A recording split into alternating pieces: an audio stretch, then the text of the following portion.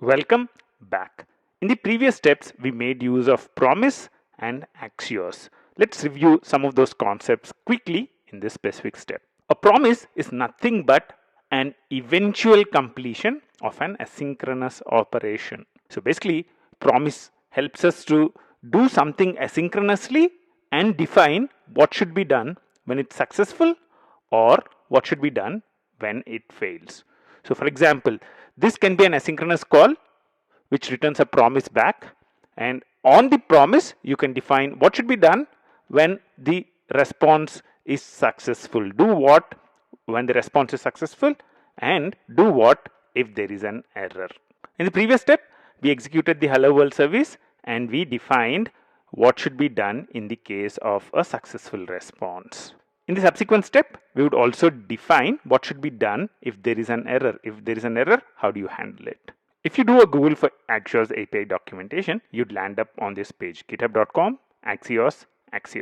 Let's review a couple of important parts of making a call using Axios. In the previous step, we made a get request.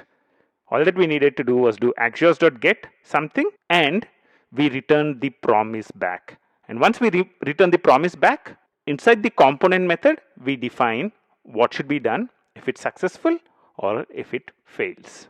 You can also perform post operations using Axios. Over here, you can see that we are specifying the URL and specifying the body of the request. We will use post a little later. If you scroll a little down, you would see that there are a lot of other request methods that you can use from Axios. You can use axios.get, delete, head, options, post, put, and patch. It supports all the HTTP request methods. If you scroll a little down, you'll also see the schema for the response. How would the response object from Axios look like? What would you get if a request is successful? So this is the response schema.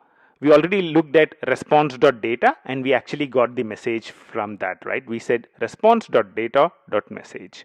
The response also contains something called status, which is nothing but the HTTP status code of the response. Status text is exactly the representation of this 200. 200 is OK. 404 is page not found. If there are any headers, then they would come back as part of these headers. The request configuration you sent would also come as part of the response object. It would be part of the config.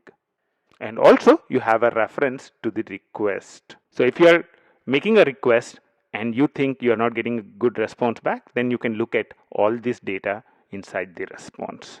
In this step, we took a quick look at some of the API behind the Axios framework. I'll see you in the next step. Until then, bye-bye.